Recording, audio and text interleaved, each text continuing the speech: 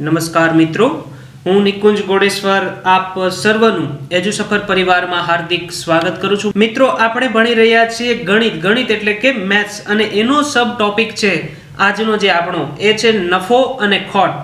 જો આપણે પહેલું સૂત્ર છે એ છે નફાનું, તો નફો બરાબર વેચાણ કિંમત માઇનસ મૂળ કિંમત, વેકી માઇનસ મૂકી। એટલે ફોર એક્ઝામ્પલ, એક વસ્તુની વેચાણ કિંમત 800 રૂપિયા છે, એની મૂળ કિંમત જે આપણે ખરીદી કરી હતી એ વસ્તુની એ આપણે 700 રૂપિયા હતી।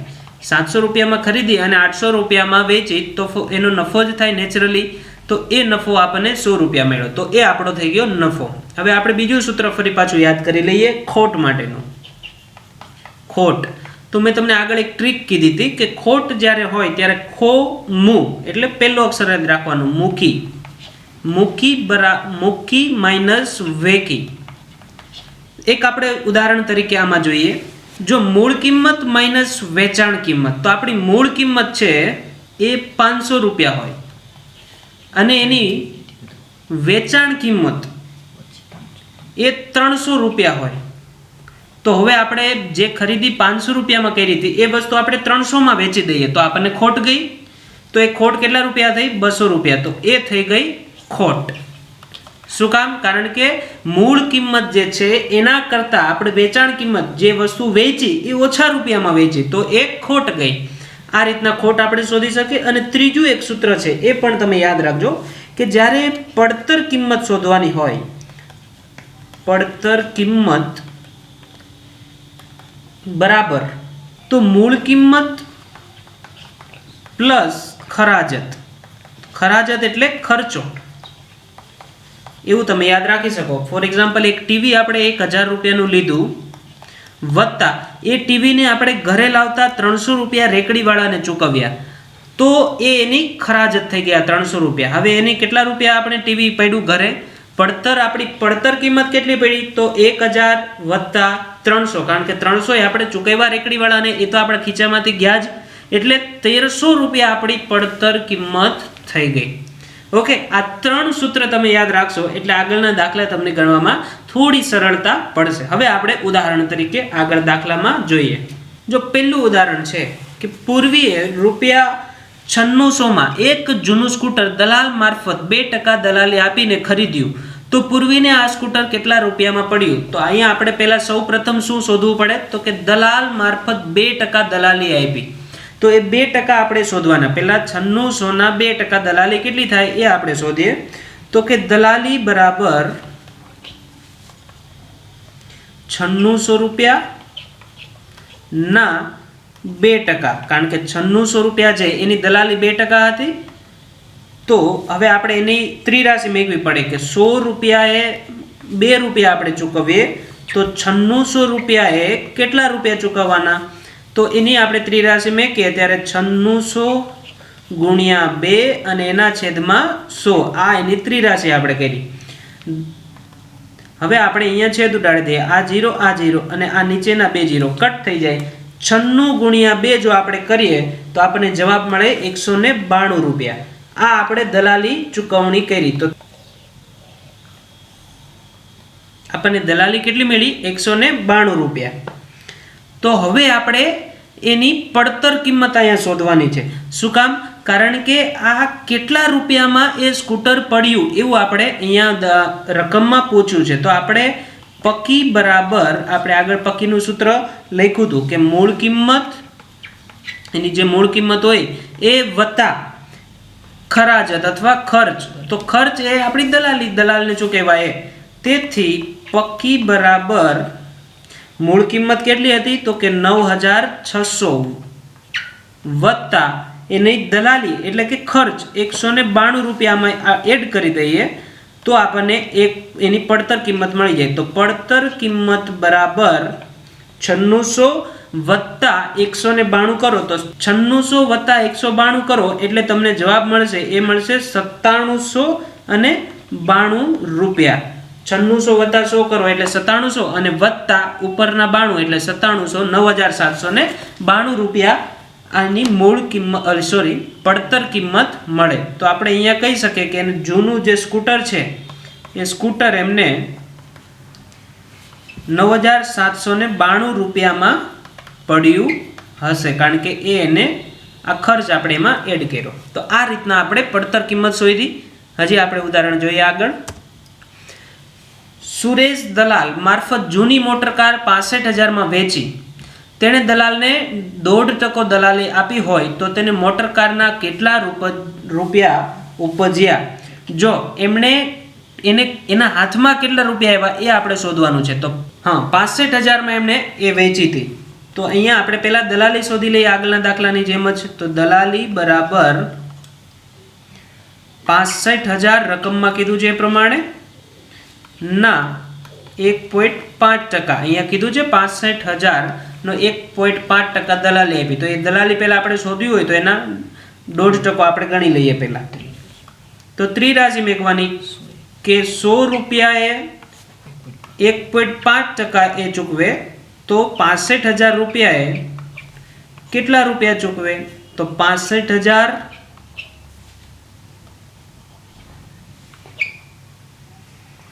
ગુણ્યા 1.5 એના છેદમાં 100. હવે આ પોઈન્ટ આપણે દૂર કરીએ તો એને પાછા એના છેદમાં 10 એડ કરી દઈએ. તો 65,000 છે અહીંયા, એના આપણે 3 0 1 2 અને 3 નીચે 1 2 અને 3 0 કટ કરી દઈએ. તો હવે આ 15 થઈ ગયા અને અહીંયા 65 થઈ ગયા. તો 65 એને ગુણ્યા 15 એટલે તમે આ જે ગુણાકાર કરશો 65 ગુણ્યા 15 તો એ તમને જવાબ મળે 975 રૂપિયા. તો એની ટોટલ જે દલાલી છે 1.5% દલાલી અને જે દલાલને ચૂકવી એ થઈ 975 રૂપિયા. હવે એની વેચાણ દ્વારા એને મળતી રકમ, તો એને જે રકમ હાથમાં આવી એ કેટલી આવી એ આપણે શોધવી હોય તો આપણે શું કરવાનું? એની વેચાણ જે કિંમત હતી, વેચાણ કિંમત માઇનસ દલાલી બાદ કરવાની. કારણ કે જે વેચાણ કિંમત છે એમાંથી એને દલાલી પાછી એ દલાલને ચૂકવી, એટલે એ તો ફરી પાછા એમાંથી રૂપિયા એણે બીજા પર્સનને આપ્યા સુરેશભાઈએ, એટલે સુરેશભાઈના હાથમાં જે રકમ આવી એ આપણે હવે શોધીશું. તો કે 65,000 એની વેચાણ કિંમત હતી, રકમમાં આપી છે એ જ પ્રમાણે, માઇનસ 9,075 આ એણે દલાલને ચૂકવણી કરી. તો હવે એને ટોટલ રકમ જે હાથમાં આવી એ 65,000 માઇનસ 9,075 તમે કરો તો 64,000 અને 25 રૂપિયા એના હાથમાં આવે. તો 64,000 ને 25 રૂપિયા એમને હાથમાં આવ્યા. તો એને રકમ એટલા મળ્યા એ મોટર કારના. તો આ દાખલો તમને સમજાણો. ફરી એકવાર હું કહું કે 65,000માં એને વેચી હતી, પછી એક દલાલને 1.5% એ રકમ જે હાથમાં આવી એમાંથી ચૂકવણી થઈ. તો આપણે એ 1.5%ની રકમ ગોઈતી કે 975 રૂપિયા એને દલાલને એમાંથી આપી દીધા. તો હવે એને રકમ હાથમાં કેટલી આવી? તો કે વેચાણ કિંમત માઇનસ દલાલી 65,000 માઇનસ 975, તો એને 64,025 રૂપિયા સુરેશભાઈને મળ્યા હશે.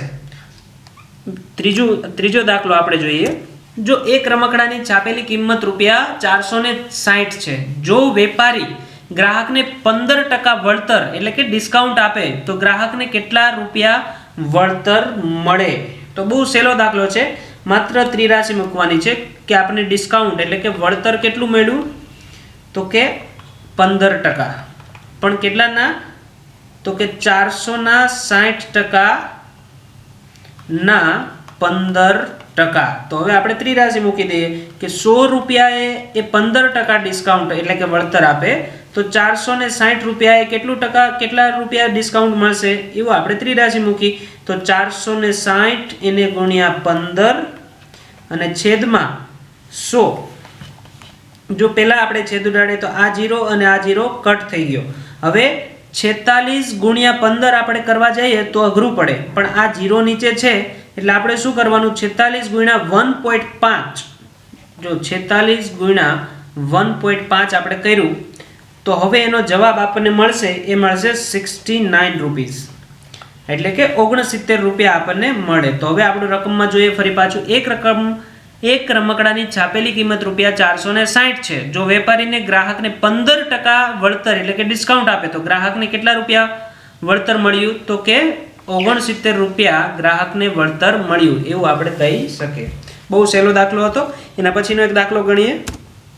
જો કાપડનો એક વેપારી 20% વળતરેથી ₹600 ની કિંમતનું એક એવા અમુક કપડાઓ લાવીને દરેક કપડું ₹520 વેચે તો વેપારીને કપડા દીઠ કેટલા રૂપિયા નફો થયો? તો નફો શોધવાનો છે, પણ એનું પહેલા એ 20% વળતરેથી લાવે છે તો એની આપણે પડતર કિંમત ફાઇન્ડ કરવી પડશે, શોધવી પડશે. તો સૌ પહેલા એ 20% વળતરેથી ₹600 ની કિંમતનું કપડું લાવે છે. રકમમાં કીધું છે એ પ્રમાણે આપણે પહેલા વળતર શોધવાનું. તો વળતર બરાબર 600 ના 20%. તો હવે ડાયરેક્ટ હું ત્રિરાશિ નથી મૂકતો. ચલો હું હજી એક દાખલામાં ત્રિરાશિ મૂકીને સમજાવું તમને. જો 100 રૂપિયા એ આપણને એ ડિસ્કાઉન્ટ 20% આપે છે, 20 રૂપિયા, તો 600 એ કેટલું? તો આ ત્રિરાશિ આપણે કરી 600 ગુણ્યા 20 એના છેદમાં 100. આ 0, આ 0, આ 0 અને આ 0. હવે વધ્યા કેટલા? તો કે 60 અને 2, તો 6 એકા 6 અને 6 દુ 12, 12 અને આ 0 નો એ 0 એમનેમ, તો 120. એટલે 60 ગુણ્યા 2 તમે કરો તો 120 તમને મળે. એ શું મળ્યું? વળતર. આ એનું વળતર એમને 120 રૂપિયા મળે છે. હવે એને આપણે ગોતવાની પડતર કિંમત. તો પક્કી બરાબર છાપેલી કિંમત માઇનસ વળતર. તો છાપેલી કિંમત માઇનસ વળતર આપણે કરીએ તો આપણને પડતર કિંમત મળી જાય. તો ₹600 એ કપડાની કિંમત છે, 600 રૂપિયા. જો આ રહ્યું 600 ની કિંમતનું એક માઇનસ વળતર એ કેટલું એક લાવે છે? તો 120 રૂપિયા. તો એને આવ્યું કેટલાનું? 480 રૂપિયાનું એની પડતર કિંમત થઈ. અને ઘરે 480 રૂપિયામાં એ કપડું પડ્યું ડિસ્કાઉન્ટ સહિત. હવે આપણે એનો નફો કીધું છે આપણને કે 520 માં વેચે છે તો કપડા દીઠ કેટલો નફો મળે? તો નફો બરાબર આપણે મેં તમને સૂત્ર આગળ કીધું હતું કે ન વે, તો વે આવ્યું તો વેકી માઇનસ મૂકી. આ આપણું સૂત્ર છે. નફો બરાબર વેકી માઇનસ મૂકી. પણ જો મૂળ કિંમત આપણને અહીંયા કીધી નથી એટલે આપણે એની પડતર કિંમત ગણવાની છે. તો વેકી માઇનસ પકી. આપણે સૂત્રમાં જો પકી આપ્યું હોય ત્યારે પડતર કિંમત ગણવાની, અને મૂકી જ્યારે કીધું હોય કે મૂળ કિંમત આટલી છે તો ડાયરેક્ટ તો મૂળ કિંમત જ આપણે ગોતવાની છે. તો આ આપણું સૂત્ર છે. તેથી નફો બરાબર વેચાણ કિંમત કેટલી છે? તો કે 520 માં વેચે છે અહીંયા રકમ પ્રમાણે, તો કે 520 માઇનસ પડતર કિંમત. તો 480 રૂપિયામાં એ ભાઈ ખરીદીને ઘરે લઈ આવ્યા હતા તો 480. તો 520 માઇનસ 480 કરીએ આપણને તો 40 રૂપિયાનો એને નફો થાય. તો નફો બરાબર 40 રૂપિયા. જો આ દાખલો બહુ સહેલો છે. ફરી એકવાર કે 20% ના વળતરેથી 600 ની કિંમતનું એક એવા અમુક કપડા લાવે તો પહેલા આપણે એ 20% ગોતી લેવાના કે 600 રૂપિયાના 20%, તો 120 રૂપિયા ડિસ્કાઉન્ટ એની 120 રૂપિયામાં ડિસ્કાઉન્ટ સહિત એ વસ્તુ લઈ આવે છે. તો હવે આપણે પડતર કિંમત ગોતવાની. તો છાપેલી કિંમત માઇનસ વળતર એટલે કે 600 રૂપિયાની વસ્તુ છે અને એમાં 120 રૂપિયા એ ભાઈને વળતર મળે છે એટલે 480 રૂપિયાને એને એ ઘરે એને વસ્તુ આવી પડતર કિંમત તરીકે. હવે આપણે એનો નફો ગોતવાનો છે કે નફો કેટલો છે? તો એની વેચાણ કિંમત માઇનસ મૂળ કિંમત એ 520 રૂપિયાનું એ વેચે છે અને એને પડતર કિંમત હતી 480 રૂપિયા, તો એને નફો થયો 40 રૂપિયા. બહુ સહેલો દાખલો છે. ત્યાર પછીનો દાખલો આપણે ગણીએ.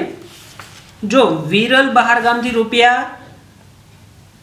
₹8600 નો માલ 1.5% વટાવ સાથે લાવે છે. આ માલ વેચતા તેમને 9500 ઉપજ્યા હોય તો વિરલભાઈને કેટલા રૂપિયા નફો થાય? આગળના દાખલા જેવો જ છે. જો પહેલા વટાવ એટલે વળતર, બીજું કંઈ નહીં. તો વટાવ બરાબર કેટલા રૂપિયાના? 8600. 8600 ના 1.5%. તો આપણે ત્રિરાશિ મૂકીએ કે 100 રૂપિયાએ 1.5 રૂપિયા વળતર મળે વટાવ, તો 8600 એ કેટલું મળે? તો આ ત્રિરાશિ આપણી થઈ ગઈ 8600 ગુણ્યા 1.5 એના છેદમાં 100. હવે આ પોઈન્ટને આપણે દૂર કરીએ તો એને ગુણ્યા ફરી પાછા નીચે 10 આવી જાય. તો હવે આ 0 આ 0 આ 0 અને આ 0 આપણે કટ કરી દઈએ. હવે આપણે એનું સાદું રૂપ થયું કે 86 ગુણ્યા 15 એના છેદમાં 10. આનો જવાબ જો તમે 86 ગુણ્યા 15 કરો ને એના છેદમાં 10 કરો તો તમને કેટલો મળે? 129 રૂપિયા જવાબ મળે. હવે આપણે એમાં આગળ દાખલામાં જોઈએ કે શું શોધવાનું કીધું છે. 1.5% વટાવ લાવે તો આ વટાવ આપણને મળી ગયું કે 129 રૂપિયા. આ માલ વેચતા તેમને રૂપિયા 9500 ઉપજ્યા હોય તો વિરલભાઈને કેટલા રૂપિયા નફો મળ્યો? તો હવે એને આપણે પહેલા પડતર કિંમત શોધવી પડશે. તો પડતર કિંમત બરાબર મૂળ કિંમત માઇનસ વટાવ. એની મૂળ કિંમત હતી 8600 માઇનસ એને વટાવ ડિસ્કાઉન્ટ કેટલું આપ્યું? 129 રૂપિયા. હવે એની પડતર કિંમત થઈ ગઈ 8471 રૂપિયા.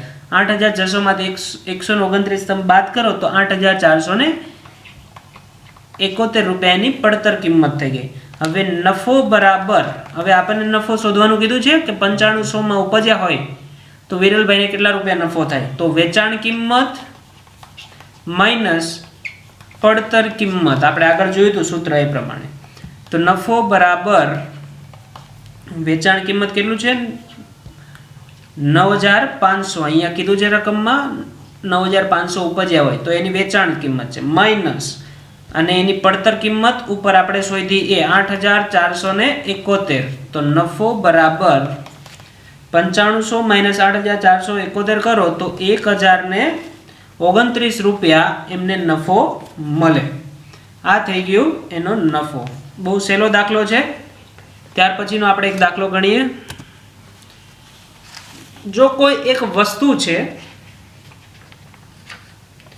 એની મૂળ કિંમત 600 રૂપિયા છે, એનો નફો 8% છે, તો એની વેચાણ કિંમત શોધો. તો આપણે નફો શોધવો હોય તો સૌ પહેલા આપણે વેચાણ કિંમત શોધવી હોય તો આપણે પહેલા શું શોધવું પડે? પહેલા નફો કેટલા રૂપિયા થયો એ શોધવો પડે. તો એ રૂપિયાના આપણે નફો જે ટકામાં છે એને રૂપિયામાં ગોતી લઈએ. તો નફો બરાબર 600 રૂપિયાના 8% છે. તો હવે આપણે એની ત્રિરાશિ મૂકીને નફો શોધી લઈએ. તો 100 રૂપિયા એ 8 રૂપિયા નફો થાય. તો 600 રૂપિયા એ કેટલા ટકા? આની નાની ચોકડી ગુણાકાર. તો 600 ગુણ્યા 8 છેદમાં 100. આ 0 આ 0 આ 0 આ 0 કટ થઈ ગયું. તો હવે આપણે નફો મળી ગયો કે નફો બરાબર 48 રૂપિયા નફો થાય. હવે આપણને શું કીધું છે? વેચાણ કિંમત કીધું છે. તો આપણે વેચાણ કિંમત એ શોધી લઈએ. તો વેચાણ વેકી બરાબર મૂળ કિંમત વત્તા નફો. જો મૂળ કિંમત જે ખરીદી કરી હોય એમાં આપણે નફો એડ કરી દઈએ તો એ થઈ જાય વેચાણ કિંમત. તેથી વેચાણ કિંમત બરાબર મૂળ કિંમત કેટલી છે? તો અહીંયા આપણને કીધું જ છે રકમમાં મૂળ કિંમત 600 રૂપિયા છે. 600 વત્તા નફો છે આપણે શોધ્યો એ 48 રૂપિયા. અહીંયા આપણે શોધ્યું ને આગળ 48 રૂપિયા, તો એ 48 રૂપિયા. તેથી વેચાણ કિંમત બરાબર 600 વત્તા 48 કરો તો 648 રૂપિયા એ વસ્તુની વેચાણ કિંમત હશે. હજી એક દાખલો આપણે આગળ આવવો જ જોઈએ પણ એ ખોટનો છે કે મૂળ કિંમત રૂપિયા 2350, ખરાજત 50 રૂપિયા, ખોટ 5%. તો એની વેચાણ કિંમત શોધો. વેચાણ કિંમત આપણને ખબર છે કઈ રીતના શોધવાની, પણ આપણે સૌથી પહેલા શું શોધવાનું છે? તો સૌથી પહેલા આપણે પડતર કિંમત શોધવાની. એ આપણને જેટલા રૂપિયામાં ઘરે પડી એ આપણે શોધીએ પહેલા. તો કે પડતર કિંમત બરાબર મૂળ કિંમત વત્તા ખરાજત. તો પડતર કિંમત બરાબર 2350 વત્તા 50 રૂપિયા ખરાજત, ખર્ચો ઘરે લાવવામાં. તો 2350 વત્તા 50 કરીએ તો આપણને ખબર છે કે 2400 રૂપિયા થાય. તો એની થઈ ગઈ પડતર કિંમત. હવે આપણે એની ખોટ શોધી લઈએ 5%. તો 2400 ના 5%. તો ખોટ બરાબર 2400 ના 5%. એટલે કેટલા થાય એ આપણે ત્રિરાશી મૂકીને શોધી લઈએ કે 100 રૂપિયાએ જો 5 રૂપિયા ખોટ જાય તો 2400 રૂપિયાએ કેટલી ખોટ જાય તો 2400 ગુણ્યા 5 છેદમાં 100 આ 0 આ 0 અને આ 0 આ 0 કટ કરી દઈએ તો આપણને ખોટ બરાબર 120 રૂપિયા મળે કારણ કે 24 ગુણ્યા 5 કરીએ તો આપણને કેટલા મળે 120. હવે આપણે શું કીધું છે વેચાણ કિંમત શોધવાની છે તો આપણે જોઈએ વેચાણ કિંમત તો વેકી બરાબર પક્કી પડતર કિંમત માઇનસ ખોટ. જો પડતર કિંમત ખોટ કીધું છે તો હંમેશા આપણને ખબર જ છે કે જે પડતર કિંમત હોય એનાથી ઓછા રૂપિયામાં વેચાણી હોય પડતર કિંમત અથવા મૂળ કિંમત એનાથી ઓછા રૂપિયામાં જો આપણે વસ્તુને વેચીએ તો આપણને હંમેશા ખોટ જાય. તો આપણે હવે વેચાણ કિંમત શોધવાની છે તો વેકી બરાબર પડતર કિંમત કેટલી છે આપણી 2400 રૂપિયા. આપણે આગળ શોધ્યું હતું ને ખરાજત એમાં એડ કરીને તો 2400 રૂપિયા આપણી પડતર કિંમત માઇનસ ખોટ છે 120 રૂપિયા 120 રૂપિયા. તેથી એની વેચાણ કિંમત બરાબર 2400 માઇનસ 120 કરીએ તો 2400 માંથી 100 જાય એટલે 2300 અને એમાંથી પાછા 20 જાય તો 80 એટલે 2380 રૂપિયા વેચાણ કિંમત એ વસ્તુની હોય. જો હવે દાખલો આપણે ફરીવાર જોઈએ કે મૂળ કિંમત 2350 છે ખરાજત 50 રૂપિયા છે એટલે એની પડતર કિંમત આપણે થઈ ગઈ 2400 રૂપિયા 2350 વત્તા 50 એટલે ઘરે આપણને પડી 2400 રૂપિયામાં. હવે એ 2400 રૂપિયા ઉપર આપણે 5% ખોટ ખાઈએ છે તો એ ખોટ કેટલા રૂપિયા થઈ આપણને 120 રૂપિયા. તો 2400 માંથી 120 બાદ કરી દઈએ તો એ આપણે વેચી કેટલાની હોય તો કે 2380 રૂપિયામાં એ વસ્તુ વેચાણી હોય. બહુ સરળ દાખલા છે. મેથ્સ હોય ત્યારે થોડું મગજને ઘસવું પડે એટલે આપણને ઓટોમેટિક દાખલા આવડી જાય અને એનો કોઈ ઉપાય નથી. મેથ્સ શીખવાની કોઈ શોર્ટકટ હોતી નથી. એને આપણે સૂત્ર યાદ રાખીને એને ગણતરીમાં ગોઠવી કરીને ગણતરી કરીને પછી જ એની જવાબ મળે. તો પછી એની પછીનો એક દાખલો ગણી લઈએ. જો ઉત્તમભાઈ રૂપિયા 350 ને લેખે એક કેટલાક રેડિયો ખરીદે છે 350 નો એક એવા એને લેખે કેટલાક રેડિયો ખરીદે છે તે દરેક રેડિયા પર 12% નફો લેવા ઈચ્છે છે તો તેમને દરેક રેડિયાની કિંમત કેટલી રાખવી જોઈએ અથવા કેટલામાં વેચવા જોઈએ. તો બહુ સહેલો છે. સૌથી પહેલા આપણે નફો ગોતીએ કે 350 રૂપિયાનો એક ઈ ખરીદે છે એના ઉપર 12% નફો એને લેવો છે તો 350 ના પહેલા આપણે 12% શોધવા પડે અને પછી આપણે વેચાણ કિંમત શોધીશું રકમમાં કીધું છે પ્રમાણે. તો દાખલાની શરૂઆત કરી દઈએ. નફો બરાબર 350 ના 12% એને 12% નફો લેવો છે તો આપણે ત્રિરાશી મૂકીએ કે 100 રૂપિયાએ 12 રૂપિયા નફો થાય તો 350 એ કેટલો તો 350 ગુણ્યા 12 છેદમાં 100 આ 0 અને આ 0 કટ થઈ જાય. હવે 35 ગુણ્યા 12 એના છેદમાં 10 તમે કરશો તો 35 ગુણ્યા 12 એના છેદમાં 10 તો તમને જવાબ મળશે એ મળશે 42 રૂપિયા. તો આ એનો નફો થઈ ગયો. જો આની સહેલી રીત હજી આ તમે 10 ન કરવા હોય તો હજી એક હું સહેલી રીત શીખવાડું કે 35 ગુણ્યા 1.2 કરો કારણ કે આ 0 દૂર કરો તો 1.2 થઈ જાય એટલે 35 ગુણ્યા 1.2 કરો તો 42 રૂપિયા તમને નફો મળે.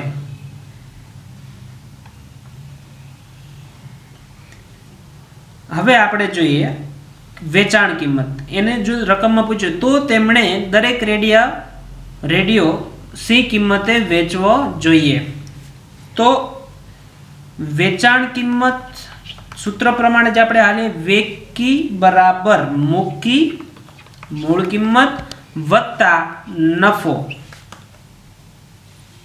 તેથી વેચાણ કિંમત બરાબર મૂળ કિંમત કેટલી છે એની 350 રૂપિયાનો એક એમ વેચે છે તો 350 વત્તા નફો આપણે ટકામાં ગોઈતો કે 12% નફો છે એ 42 રૂપિયા થાય તો 42 રૂપિયા નફો 42 રૂપિયા. તો વેચાણ કિંમત બરાબર 350 વત્તા 42 તો 392 રૂપિયા થાય. આ એની વેચાણ કિંમત થઈ. જો ફરી એકવાર આપણે દાખલાની રકમ વાંચીએ એટલે આપણને મગજમાં ઉતરી જાય. ઉત્તમભાઈ ₹350 નો એક લેખે કેટલાક રેડિયો ખરીદે છે તો દરેક રેડિયા ઉપર 12% નફો લેવો હોય તો આપણે 350 ના પહેલા 12% ગોઈતા એ થયા ₹42 અને એ ₹42 એને મૂળ કિંમતમાં એડ કરી દઈએ તો આપણને વેચાણ કિંમત મળી ગઈ તો વેચાણ કિંમત બરાબર મૂળ કિંમત વત્તા નફો 350 વત્તા 42 એટલે આપણને ₹392 માં જો ઉત્તમભાઈને બધા રેડિયા વેચે તો એને 12% નફો મળે. હવે છેલ્લું ઉદાહરણ છે એ આપણે જોઈએ. મહેશ ₹14,000 માં ખરીદેલ ટીવી 5% ખોટ ખાઈને વેચી દે છે તો મહેશને કેટલા રૂપિયામાં ટીવી વેચ્યું હશે? તો આ એના જેવો જ દાખલો છે, આગળની જેવો જ. તમારે ખાલી એમાં બુદ્ધિ દોડાવીને એની પહેલા ખોટ શોધવાની છે. ખોટ બરાબર એ તમારે શોધવાનું છે અને પછી એ જે ખોટ આવે એ મૂળ કિંમતમાંથી બાદ કરી દેવાની, કારણ કે ખોટ આપણે વેચાણ કિંમત બરાબર મૂળ કિંમત માઇનસ ખોટ, એટલે મૂળ કિંમત કરતાં ખોટ ઓછી હોય એટલે એને બાદ કરી દઈએ તો આપણને એનું અહીંયા વેચ્યું એટલે કે વેચાણ કિંમત મળી જાય. તો અહીંયા તમારે પહેલાં તો વેકી શોધવાની છે. આનો જે જવાબ, હવે આ દાખલો તમે હોમવર્કમાં હું તમને આપું છું, આ દાખલો તમારે ઘરે કરવાનો અને એ દાખલો થઈ જાય પછી યુટ્યુબમાં જો તમે આ લેક્ચર જોવો છો તો નીચે એક બોક્સ છે, કમેન્ટ બોક્સ, એમાં તમારે જવાબ લખવાનો છે. મિત્રો, આ તમને લેક્ચર જો પસંદ આવ્યો હોય તો જરૂરથી આ લેક્ચરને લાઈક કરજો. તમારી એક લાઈક અમારા માટે ખૂબ અગત્યની છે. તો મિત્રો, આ લેક્ચર બદલ આપ સૌનો ખૂબ ખૂબ આભાર.